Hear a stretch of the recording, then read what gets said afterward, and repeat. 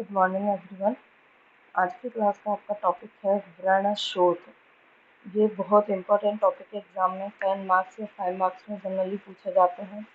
यहाँ से आगे मैं आपको 4-5 टॉपिक पढ़ाने वाली हूँ। व्रण शोध है, नाड़ी व्रण है, विद्रदी है, ये एग्जाम में जनरली पूछे जा सकते हैं। तो और बहुत इंपॉर्टेंट टॉपिक भी हैं, AIPGT में भी यहाँ से क्वेश्चन आ सकते हैं। तो इन टॉपिक को थोड़ा ध्यान से सुनिएगा। और मैं पहले ही कह रही हूँ, कुछ नहीं समझ में आए, कोई डाउट हो तो आप साथ ही साथ पूछ सकते हो, बाद में कभी पढ़ो तो बाद में पूछ सकते हो, लेकिन पढ़ना बहुत ध्यान से, टॉपिक इम्पोर्टेंट है। चलिए शुरू करते हैं। व्रण शोथ, जिसको मॉडर्न में इन्फ्लामेशन से कोरिलेट किया गया है। तो व्रण शोथ है क्या, निरुक्ति क्या है? व्रणस्य पूर्व व्रण शोथ, यानी कि जो व्रण बनने से पहले जो शोथ होता है उसको हम व्रण शोथ कहते हैं। क्या? ग्रंथि, विद्रदी, अलजी आदि से विलक्षण, यानी कि डिफरेंट स्वरूप वाला, फैला हुआ, गांठदार, सम हो सकता है या विषम हो सकता है, त्वचा आदि मांस धातु में वात आदि दोष के समूह के कारण शरीर के किसी एक रीजन में अगर उत्सेद या उठाव उत्पन्न होता है तो उसको हम क्या कहते हैं? शोफ कहते हैं। तो शोफ क्या है? शोफ जो होता है वो तीनों दोषों के कारण त्वचा और मांस, त्वचा या फिर मांस आदि और दूसरी जो धातुएं हैं उनमें एक जगह जाकर के एक गांठदार सम या विषम रूप की एक संरचना होती है, जो जिससे क्या होता है, त्वचा के एक देश में शोथ उत्पन्न होता है, जिसे हम क्या कहते हैं? शोफ कहते हैं। क्लियर है बात? तो ये याद रखना है आपको, ये लाइन भी याद रखनी है, व्रणस्य पूर्व व्रण शोफ। जब भी कहीं भी मुंड बनेगा, जब भी कहीं भी व्रण बनने वाला है तो ये कंफर्म है कि व्रण के बनने से पहले शोफ जरूर होगा, इसीलिए बोला गया है व्रणस्य पूर्व व्रण शोफ। ठीक है, फिर संप्राप्ति देखिए, संप्राप्ति क्या है इसकी? संप्राप्ति में क्या बोला गया है? कोटेशन अगर नहीं याद हो तो चलेगा। ठीक है, तो संप्राप्ति क्या है कि जब दोष दूषित होते हैं, तो जब दूषित हुआ वात दोष बाह्य शिराओं में जाकर के, सबसे पहले कौन कुपित होता है निदान के सेवन से? वात। तो ये जो वात है ये कुपित होकर के कहाँ जाता है? बाह्य शिराओं में जाता है, और बाह्य शिराओं में जाकर के वहां स्थित पित्त भी होगा, कफ भी होगा और रक्त भी होगा, इन तीनों को दूषित करता है। तो कुल मिलाकर मैं ये कह सकती हूँ कि अकॉर्डिंग टू सुश्रुत चारों दोष दूषित हो सकते हैं इसके अंदर, व्रण शोफ के अंदर। तो पहले इसमें निदान सेवन से वात कुपित हुआ, वात दोष बाह्य शिराओं में जाता है, रक्त को, पित्त को, कफ को दूषित करता है, और तो उन दोषों द्वारा अब जैसे ही ये दोष दूषित होते हैं तो ये दोष दूषित होकर बढ़ जाते हैं, और बढ़ करके क्या करते हैं? वायु के मार्ग को अवरोधित कर देते हैं। जो वायु कुपित हो रखी थी अब उसका क्या रुक जाएगा? रास्ता रुक जाएगा। इन दोषों की वजह से उस वायु का क्या रुक गया? मार्ग रुक गया। वात दोष को लेकर उसी स्थान पर अब वायु जहाँ रुकेगी, जैसे कि यहाँ पे वायु रुक गई और ये ऊपर से कफ पित्त ने उसको कवर कर लिया, तो जहाँ रुक गई वहीं क्या हो गया? उच्छेद हो गया, और उसी को हम क्या कहते हैं? शोथ कहते हैं। क्लियर है बात? तो ये इसकी संप्राप्ति है। फिर इसके पूर्व रूप के भी मेन 3 ही लक्षण होते हैं। तो ये भी AIPGT में पूछा जाता है कि जो व्रण शोफ है, या फिर जो आप पढ़ोगे शोफ वाला चैप्टर सुश्रुत सूत्र में 17 है, सुश्रुत सूत्र 17 वहां दे रखा है ये। तो वहां भी पूर्व रूप जो है आचार्य सुश्रुत ने कितने बताए हैं? 3 बताए हैं। क्या ये तो चरक ने बताए हैं।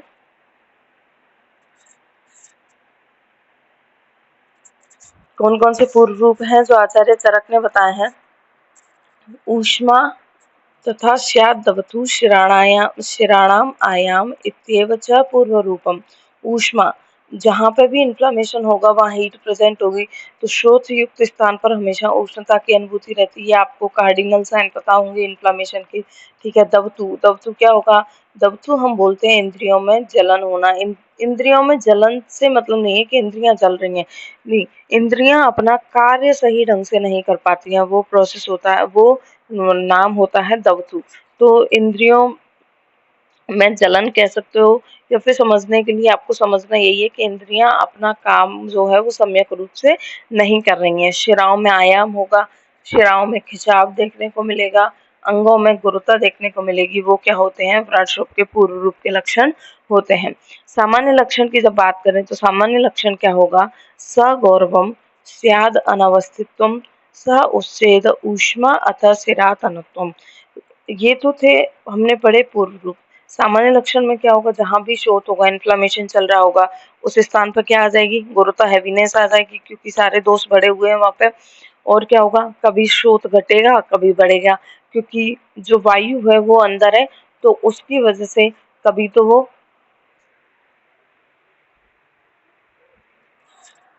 उसकी वजह से जो है कभी तो घटता कभी बढ़ता हुआ दिखाई देगा। स उससे ऊष्मा आता, क्या होगा? वो स्थान क्या हो जाएगा? एलिवेटेड हो जाएगा, उस स्थान पर उच्छेद दिखाई देगा, वहां पर ऊष्मा, हीट प्रेजेंट होगी, और शिराओं में क्या हो जाएगा? पतलापन। तो क्वेश्चन आपसे ये पूछा जाएगा, शिरा तनुत्वम क्या है? पूर्व रूप या सामान्य लक्षण? तो आपको याद रखना है, शिरा तनुत्व एआईपीजीटी में पूछा जा सकता है। शिरा तनुत्वम शोथ का सामान्य लक्षण है, और शिराणाम आयाम शोथ का क्या है? पूर्व रूप है। दोनों ही चीजें अलग अलग हैं। शिराओं में आयाम, शिराओं में डायलिटेशन होता है पूर्व रूप में, और शिराओं में पतलापन, यानी कि जो ब्लड है वो डाइल्यूट हो जाएगा। एक ही मतलब कहने को एक ही बात है, डायलिटेशन के लिए ही दोनों वर्ड यूज किए जा सकते हैं, लेकिन बात यह है कि जो है लिखने का तरीका बदल गया है, इसीलिए हमारा आंसर भी बदल जाएगा।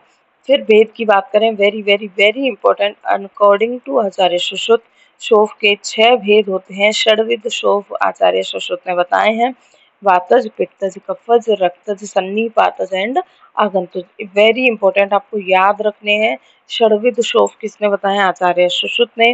पंचविध सर्वसर, पंचविध सर्वसर शोफ में 5 शोफ आते हैं, जिसके अंदर वातज, पित्तज, कफज, सन्निपातज तो आता है, लेकिन इंपॉर्टेंट बात आपको याद रखनी है, रक्तज को पंचविध सर्वसर में नहीं माना, जो आगंतुज है उसके स्थान पर विष निमित्तज शोफ कह दिया है। तो 2 तरीके के शोफ हैं अकॉर्डिंग टू आचार्य सुश्रुत, एक षड्विध, दूसरा पंचविध सर्वसर, जिसमें रक्तज नहीं आता है, आगंतुज के स्थान पर विष निमित्तज आता है। फिर देखो भेद इसके बहुत इंपॉर्टेंट है, ठीक है। आचार्य सुश्रुत चरक के अकॉर्डिंग 2 भेद होते हैं इसके। आचार्य चरक ने तो बहुत भेद बताए हैं, आपने पढ़े होंगे। तो निज आगंतुक भेद से शोथ 2 प्रकार का। चरक सूत्र 18 उन्होंने त्रिशोथीय करके वर्णन किया है, जिसमें 3 भेद बताए हैं, वातज, पित्तज, कफज। फिर कहीं आगे जाकर 4 भेद भी बोल दिए हैं, वातज, पित्तज, कफज और आगंतुज। दोष के अकॉर्डिंग 7 भेद भी बोल दिए हैं, 3 दोषज, 1 सन्निपातज और 3 द्वंद्वज, 7 भेद। 8 भेद इसमें आगंतुज भी बोल दिए। तो आचार्य चरक ने तो 2 भेद, 3 भेद, 4 भेद, 7 भेद, 8 भेद, टोटल इतने भेद शोथ के माने हैं। आचार्य जो भागवत है उन्होंने 2 भेद से तो निज आगंतुज बोला है, 2 भेद से सर्वांग और एकांग भी बोला है। फिर उसके बाद वेरी वेरी वेरी इंपॉर्टेंट त्रिभेद वाला क्वेश्चन जो है एआईपीजीटी में पूछा जाता है, प्रथु, उन्नत और ग्रथित शोथ के भेद किसने माने हैं? आचार्य भागवत ने माने हैं। फिर इन्होंने 9 वेद भी माने हैं, तो याद रखना है 7 वेद और 8 वेद आचार्य भागवत ने नहीं माने हैं, इन्होंने 9 वेद माने हैं। 9 वेद में ये क्या बोलते हैं? वही 7 तो दोष के अकॉर्डिंग, ठीक है, 8वां अभिघात और 9वां विषजन्य। तो बात आपको याद रखनी है, भेद इसके बहुत इंपॉर्टेंट है, कोई भी कंफ्यूजन मत रखिएगा। और आचार्य का नाम स्पेसिफिकली आपको पता होना चाहिए, क्योंकि ये आपको अभी सर्जरी के एग्जाम में तो हेल्प करेगा ही, साथ में आप जब भी एआईपीजीटी की या तो कुछ लोग प्रिपरेशन कर रहे होंगे या फिर बाद में करेंगे, तो वहाँ उनको काम आने वाला है ये, ठीक है। फिर इनके विशिष्ट लक्षण की हम बात करें तो इनके विशिष्ट लक्षण क्या है? सबसे पहले हम देखते हैं वातज शोफ दोष के अकॉर्डिंग। तो वातज शोफ वाले में वायु जैसे लक्षण होंगे, जैसे जो शोफ वाला स्थान वरुण वर्ण का, कृष्ण वर्ण का होगा, वायु के कारण परुष होगा, मृदु होगा, अनअवस्थित यानी कि कभी घटता कभी बढ़ता, वहां पे तोद होगा, है ना। और दिवावली, क्योंकि वात का प्रकोप दिन में ज्यादा होता है, रात में तो कफ बढ़ने के कारण वायु शांत हो जाती है, इसीलिए इंपॉर्टेंट चीज है कि दिवावली कौन सा शोफ होगा? वातज। फिर उसके बाद पित्तज, तो सारे पित्त वाले लक्षण मिलेंगे आपको, कि वो सोत स्थान है उसका वर्ण कैसा होगा? पीत होगा, मृदु होगा, रक्त वर्णिक दिखाई देगा। और पित्त वाला जो है वो रक्त और पित्त भाई भाई और रक्त के थ्रू ये शीघ्र फैलेगा, तो शीघ्र फैलने वाला होगा, और इसमें बढ़े हुए पित्त के कारण दहनवत वेदना होगी। कफ वाले में कफ जैसे लक्षण, वही स्थान कैसा होगा, श्वेत होगा, कठोर होगा, स्निग्ध होगा, शीत होगा, धीरे धीरे फैलने वाला होगा, कंडू और वेदना होगी उस स्थान पर। रक्तज वाले में सेम टू सेम लक्षण कैसे मिलेंगे आपको, पित्तशोफ के समान मिलेंगे, लेकिन वो स्थान अत्यधिक काला, क्योंकि रक्त अब धीरे धीरे जलना शुरू हो जाएगा, ऊष्मा बढ़ेगी, रक्त जलना शुरू हो जाएगा, इसलिए वो स्थान कैसा हो जाएगा, अत्यधिक काला हो जाएगा। आगंतुक में इंपॉर्टेंट बात है, ध्यान रखना, आगंतुक के लिए एपीसीटी में पूछी जाती है। आगंतुक शोफ में कौन से शोफ के समान लक्षण देखने को मिलते हैं, तो पित्त और रक्तजन्य शोफ के समान ही लक्षण देखने को मिलते हैं। बस फर्क क्या है, जैसे देखो हमने पित्तज में अलग लक्षण पढ़े, फिर रक्तज में ये पढ़ा कि वो पित्तज के समान है लेकिन अत्यधिक काला होता है। आगंतुक में ये पढ़ा कि वो पित्त और रक्त दोनों शोफ के लक्षण के समान होता है, लेकिन जो उसका वर्ण होता है वो कैसा होता है, लोहित वर्ण का अवभास लिए होता है। तो आपको ये बात यहाँ पे याद रखनी है, लोहित वर्ण से आप रक्तज मत करके आ जाना। ऑप्शन अगर लोहित वर्ण का दिया है तो आपको आगंतुक शोफ ही करना है, यहाँ पे कोई कंफ्यूजन मत रखना, ठीक है। फिर उसके बाद अगर आपसे देखिए 5 मार्क्स में क्वेश्चन पूछा जा सकता है आपके सर्जरी के एग्जाम में कि व्रण शोफ की आम पच्यमान अवस्थाओं का वर्णन कीजिए। इस तरीके से ये क्वेश्चन आपसे 5 मार्क्स में पूछा जा सकता है। तो सुनिए इसको कैसे लिखोगे आप। तो जब व्रण शोफ विशेष प्रकार की बाह्य तथा आभ्यंतर चिकित्सा से भी दोष बाहुल्य के कारण शांत नहीं होता है तो उसका क्या हो जाता है, सुपुरेशन यानी कि पाक उसका हो जाता है। यानी कि व्रण शोफ हुआ, आपने चिकित्सा की, उसकी बाह्य चिकित्सा की, आभ्यंतर चिकित्सा की, लेकिन दोष इतने ज़्यादा बढ़े हुए हैं कि वो आपकी चिकित्सा पर रिस्पॉन्ड नहीं कर रहा है। इसका मतलब आपको क्या समझना है कि व्रण शोफ का पाक हो गया है, वहाँ पर पाक की अवस्था चल रही है। तो जो चिकित्सक शोथ की आम पच्य और पक्वावस्था को जानता है वही वैद्य है। वेरी वेरी वेरी इंपॉर्टेंट, अन्यथा वो क्या है, तस्कर वृत्ति। तो क्वेश्चन क्या पूछा जाता है कि जो आचार्य सुश्रुत है उन्होंने तस्कर वृत्ति कौन से अध्याय में बताया है, तो सुश्रुत सूत्र 17 में उन्होंने जो है आम पच्य और पक्व की अवस्था को नहीं जानने वाले वैद्य को क्या बोला है, तस्कर बोला है। तो ये बात आपको याद रखनी इंपॉर्टेंट है, एपीसीटी में पूछी जाती है। तस्कर वैद्य कौन सा है, जो इन अवस्थाओं को नहीं जानता, और जो जानता है वो चिकित्सक है। तो हम बात करें, सबसे पहली अवस्था आती है हमारी आम अवस्था। इसमें क्या है, पाक नहीं हुआ होता है, ये अपक्व अवस्था है व्रण शोफ की। तो इसमें क्या होता है, सारे के सारे फीचर हमें कार्डिनल फीचर मिलते हैं किसके, इन्फ्लामेशन के। तो आम यानी कि अभी जस्ट इन्फ्लामेशन शुरू हुआ है, आम व्रण शोफ में कार्डिनल फीचर ऑफ इन्फ्लामेशन सभी प्रेजेंट होते हैं।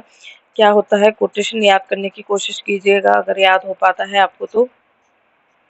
तत्र मंद ऊष्मता, त्वक सवर्णता, शीत शोफता, स्थैर्य, मंद वेदना, अल्प शोफता च आम लक्षण मुदिष्ट। यानी कि क्या होगा, आम अवस्था के शोफ में, यानी कि अभी इन्फ्लामेशन शुरू ही हुआ है, पाक नहीं चल रहा है, अभी जस्ट स्टार्टिंग हुई है, तो ऊष्मा बहुत ज़्यादा ना होगी, कितनी होगी, मंद होगी, यानी कि हीट लेकिन प्रेजेंट तो होगी, क्योंकि बिना ऊष्मा के, बिना हीट के इन्फ्लामेशन शुरू नहीं हो सकता, ठीक है, क्योंकि तीनों दोष इस स्थान पर प्रेजेंट है।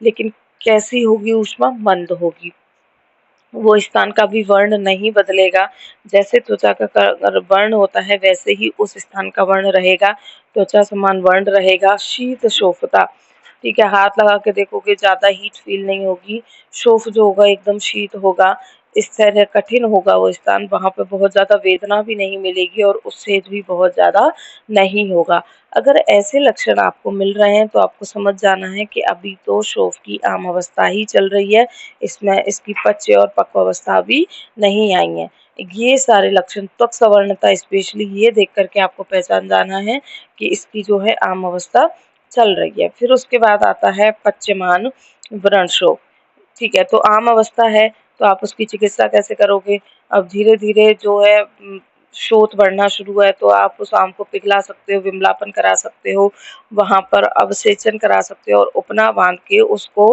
पच्यमान स्टेज, क्योंकि अब आप एक बार आम अवस्था में पहुँच गए ना, तो आपको पच्य और पक्व इस स्टेज तक खुद ही उसको ले जाना पड़ेगा। वहाँ पे आप उसका उसी तरीके से आप उसका शमन कर पाओगे। तो विमलापन, अवसेचन और उपना चिकित्सा याद रखनी है। आम शोथ की चिकित्सा है विमलापन, अवसेचन और उपना। फिर आता है पच्यमान व्रण शोथ। पच्यमान व्रण शोथ में आपको हर तरीके की, जितने भी तरीके की वेदनाओं के आप नाम जानते हो, सारी की सारी वेदनाएं पच्यमान व्रण शोथ में होंगी। बहुत इंपॉर्टेंट है, ध्यान से सुनिएगा। सबसे पहले इसमें वेदना होती है सूची विरव निस्तुत्यते, सुई चुभोने के समान पीड़ा होती है। कहाँ पर? पच्यमान व्रण शोथ में। फिर उसके बाद चींटियां चलने जैसी, चींटियां जैसे काटती हैं, जैसे पिपीलिका भी भिरता विषय, यानी कि चींटियों से काटे जाने के समान इसमें वेदना होती है। शस्त्र से भेदन के समान इसमें वेदना होती है। डंडे से, लकड़ी से पीटे जाने के समान इसमें वेदना होती है। अग्नि से जल जाता है तो उस प्रकार की इसमें वेदना होती है। अंगुलियों से जिस तरीके से मलते हैं उस तरीके की वेदना होती है। तो आप किसी भी तरीके की वेदना का नाम लिख सकते हो। ये सभी तरह की वेदनाएं आपको, क्योंकि यहाँ पे अब क्या चल रहा है, पाक चल रहा है, भयंकर पेनफुल स्टेज होती है ये पच्यमान अवस्था वाली। हर तरह की वेदना आपको यहाँ देखने को मिलेगी। उंगलियों से मले जाने वाली, डंडे से पीटे जाने वाली, चींटियों से काटे जाने वाली, शस्त्र से भेदन करने वाली। और क्या होगा? ओश। ओश क्या होगा? उस पर्टिकुलर स्थान पर दाह होगा। चोष कंप्लीट बॉडी में दाह हो सकता है, परिदाह होगा। वेरी वेरी वेरी इंपॉर्टेंट, वृश्चिक विद।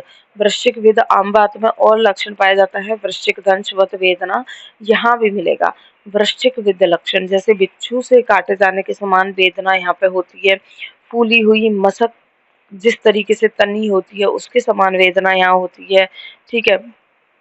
और बहुत इम्पोर्टेंट फीचर है इसका, ये तो बहुत ही ज़्यादा इम्पोर्टेंट है। आपको सारा ये पच्यमान टिप्स पे होना चाहिए। यहाँ पे एआईपीजीटी से बहुत क्वेश्चन उठ सकते हैं, ठीक है, तो टिप्स पे होनी चाहिए ये चीज़ आपकी।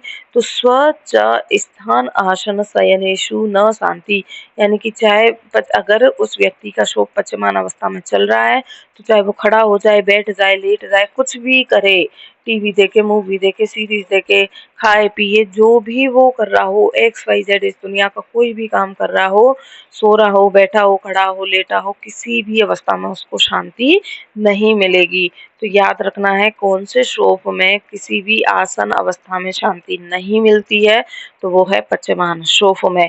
ऐसे ही मैं आपको पढ़ाऊंगी कांड भग्न का जो लक्षण होता है, भग्न का जो लक्षण होता है, उसमें भी बिल्कुल इसी तरीके से वेदना होती है। 80 विध मर्म मैं आपको पढ़ा चुकी हूँ, उसमें भी बिल्कुल इसी तरीके की वेदना होती है कि खड़े बैठे लेटने पर किसी भी प्रकार से शांति नहीं मिलती है। तो ये बातें भी याद रखिएगा आप। फिर आता है पक्व अवस्था। अब यहाँ पे पाक पूरी तरीके से हो चुका है, पूरी तरीके से हो चुका है, तो वेदना की क्या हो जाएगी, हल्की हल्की शांति हो जाएगी। पांडुता अल्प शोभता, वो स्थान पांडु वर्ण का हो जाएगा, शोभ भी अल्प हो जाएगा। उस स्थान पर जो है पहले जो तनाव था, खिंचाव था, वो ना रह करके वहां पे हल्की हल्की झुर्रियां आना शुरू हो जाएंगी, वली प्रादुर्भाव हो जाएगा। तो ये भी आपको याद रखना है कि वली प्रादुर्भाव कौन सी स्टेज में होगा, पक्व वर्ण की स्टेज में होगा। त्वक परिपुटन हो जाएगा, वहां पे दरारें पड़ जाएंगी, क्योंकि अब दोष जो है वो धीरे धीरे शमन होने लगे हैं।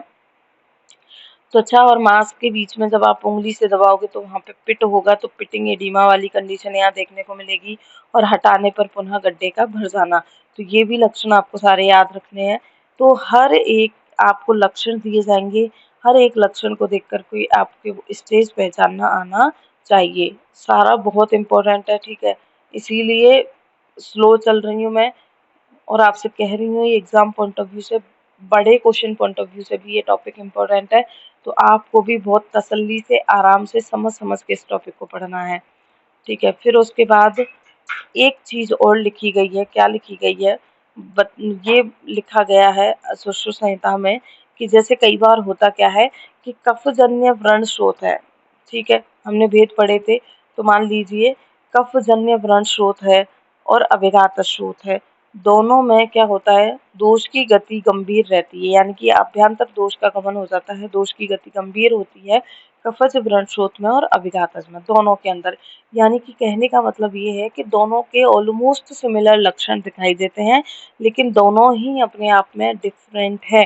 तो इनमें होता क्या है कि पक्व लक्षण हमें दिखाई नहीं दे पाते, जैसे वेदना की उपशांति हो गई, ठीक है, और वो इडिमा वाला, ये सारे लक्षण हमें और पांडुता अल्पशोफता, ये सारे लक्षण हमें ढंग से दिखाई नहीं दे पाते हैं, तो दिखाई नहीं देते हैं। वह यदि प्रमादवश इसे हमने क्या समझ लिया, अपक्व समझ लिया, यानी कि कफजन्य व्रण शोथ है और अभिघातज व्रण शोथ है, उसमें पक्व शोथ की स्टेज आती तो है, पक्व के लक्षण आते तो हैं, लेकिन हम उनको क्लियरली देख नहीं पाते हैं, किसी भी वजह से समझ नहीं पाए कि ये इनके पक्व के लक्षण हैं, और आपने उसको अपक्व ही समझा। तब तक आपको लगा ही नहीं कि इसका पाक हो चुका, पक्व स्टेज जा चुकी, और आप उसे अपक्व ही समझते रहे और आपने उसकी चिकित्सा नहीं की।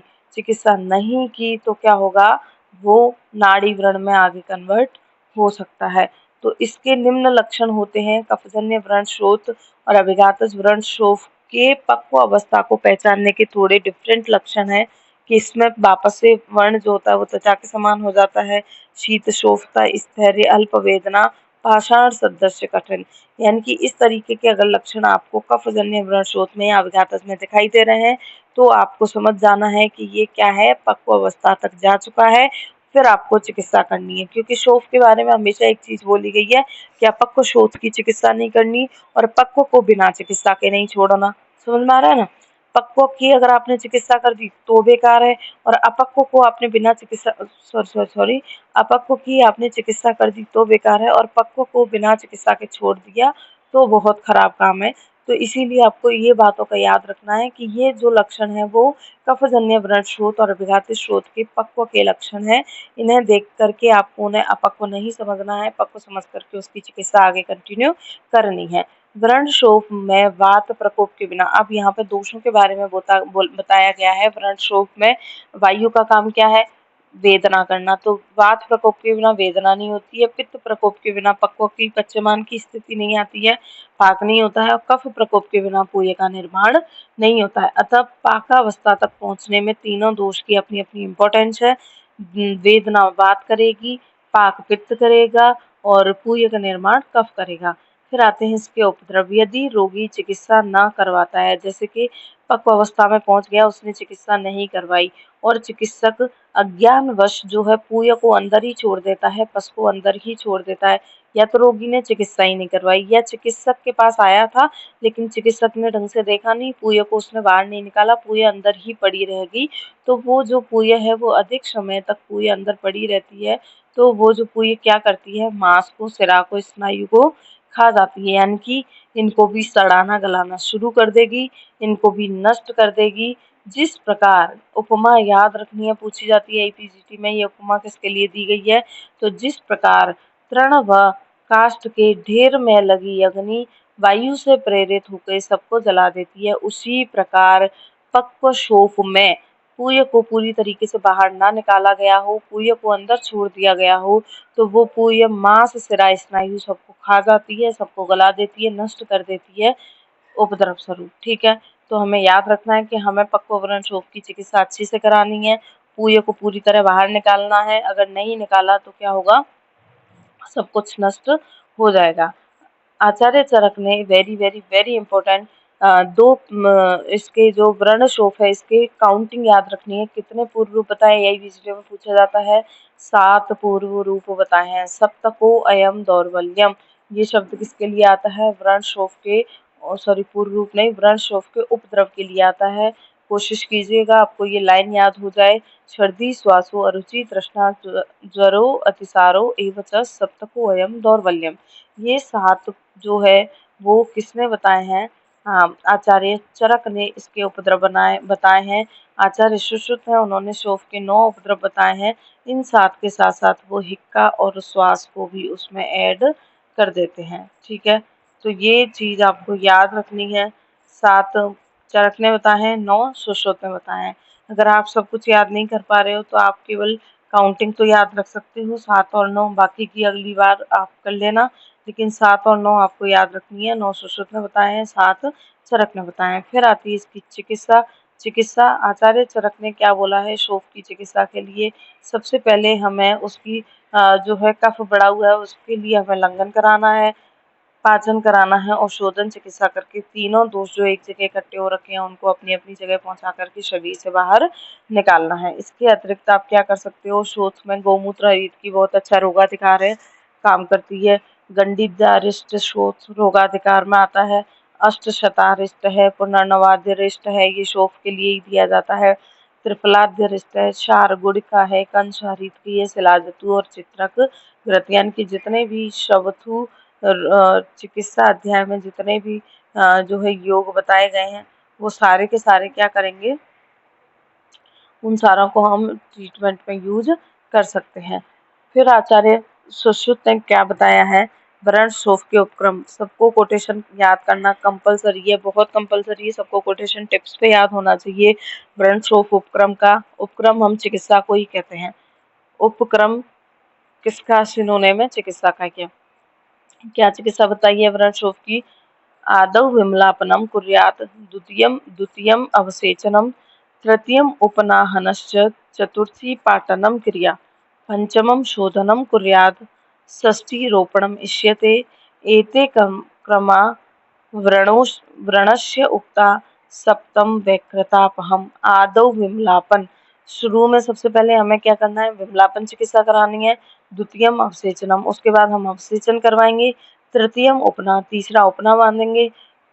फोर्थ स्टेज में हमें पाटन करवाना है। पांचवें में पाटन करवाने के बाद पूरी पूजा को बाहर निकाल के उसका शोधन करना है। षष्ठी में जो व्रण बना है उसकी हीलिंग करवानी है। और सप्तमे में व्यकृतापहम। इस तरीके से ये 7 उपक्रम व्रण शोफ के बताए गए हैं। सबको कोटेशन याद करना कंपलसरी है, ठीक है, याद करिएगा अच्छे से। तो क्या है यहाँ पे, विमलापन, अवसेचन, अवसेचन यानी कि दोषों का निर्हरण कीजिए। पाचन, और पाचन उपना बांध करके, जैसे कि अगर वो आम अवस्था या पक्व अवस्था में, तो उसे पक्व अवस्था तक ले जाने के लिए आप उपना का यूज कीजिए। पाटन करवाइए, पाटन भेदन एक ही बात होती है, पाटन कर्म करवाइए जिससे पूरे बाहर निकले। पाटन छेदन, जो भी अष्टविध शस्त्र कर्म आते हैं वो सारे इसके अंदर लिख सकते हो आप, ठीक है। शोधन करवाना है, पूरी पूरे को बाहर निकालना है। फिर पूरी जब भी बाहर निकल जाए तो व्रण का रोपण करना है। वैकृतापय, वैकृतापय क्या है, व्रण रोपण हो जाने पर जो भी व्रण वस्तु बनेगी वो वहाँ व्रण रोपण हो जाएगा तो वहाँ पे व्रण वस्तु का फॉर्मेशन होगा। व्रण वस्तु का वर्ण कैसा दिखाई देता है, व्रण वस्तु यानी कि जो हीलिंग के बाद जो कट बनता है ना, उसकी बात हो रही है, उसको हम व्रण वस्तु कहते हैं। तो व्रण वस्तु का वर्ण कैसा होता है, गहरा होता है, पांडुता लिए होता है, तल भाग उसका उठा हुआ होता है। कभी कोई कट लगा हो तो वहां पे कट लगने के बाद जो हीलिंग जो बनता है, कैलस कह सकते हो, वो क्या होता है, व्रण वस्तु होता है। तो रोग उत्पन्न ना हो अथवा अधिक संख्या में हो। व्यक्रता प्रेम क्या है, व्यक्रता प्रेम में आपको 60 उपक्रम पढ़ाऊंगी, 60 उपक्रम पढ़ाऊंगी व्रण शोफ के। वहां पर व्यक्रता प्रेम के अंदर क्या आता है, उस साधन से लेके रक्षा विधान तक के टोटल जो 26 कर्म है वो व्यक्रता प्रेम के अंदर आते हैं। और अपतर्पण से विरेचन तक का जो 11 उपक्रम है, अपतर्पण से लेके विरेचन तक, वो सारे उपक्रम हमें शोफ में कराने चाहिए। लेकिन मेनली आपको शोफ के 7 उपक्रम याद रखने हैं, 7 व्रण शोफ के 7 उपक्रम होते हैं। व्रण के 60 उपक्रम होते हैं, व्रण शोफ के 7 उपक्रम होते हैं, ठीक है, याद रह जाएगा। और नहीं भी रहे तो भी आपको जबरदस्ती याद रखना है, इम्पोर्टेंट पोर्शन है ये, ठीक है। और भी हम यहाँ पे डिटेल में चिकित्सा देख सकते हैं, हालांकि इतनी जरूरत नहीं है, क्वेश्चन की इतनी ज्यादा रिक्वायरमेंट नहीं है, लेकिन लिखा हुआ है तो चलिए देख लेते हैं 2 मिनट में। व्रण शोफ की चिकित्सा में सबसे पहले आप क्या कर्म करवाओगे, अपतर्पण। जो षष्ठी उपक्रम आते हैं ना, उनमें जो सबसे पहला उपक्रम जो होता है व्रण शोफ की चिकित्सा का, वो अपतर्पण होगा। क्यों करवा रहे हैं अपतर्पण, क्योंकि यहाँ पे आम बना हुआ है तो सबसे पहले हमें उसका पाचन करवाना है। तो व्रण शोफ में अपतर्पण क्रिया जो होती है हितकर और आशुकारी होने से आद्य सामान और प्रधान उपक्रम के अंदर ये आता है। परंतु आगंतुज व्रण शोफ में हम जो है अपतर्पण नहीं कर पाएंगे। क्यों, आगंतुज में तो पहले चोट लगी है, पहले दोषों की वजह से थोड़ी हुआ है, इसीलिए अपतर्पण तो दोषों के लिए करवाया जाएगा। आगंतुज में उसका कोई रोल नहीं है, इसलिए आगंतुज व्रण शोफ में हम अपतर्पण वाली चिकित्सा नहीं करवाएंगे। फिर आता है आलेप। उस जहाँ भी शोफ हो रहा है वहाँ पे आप किसी भी कल्प औषध का लेप करोगे तो औषध तथा उपचार से आलेप प्रथम उपक्रम होकर व्रण शोफ पर दोष नाश शामक शीघ्र वेदना शामक आलेप का आपको प्रयोग करना है।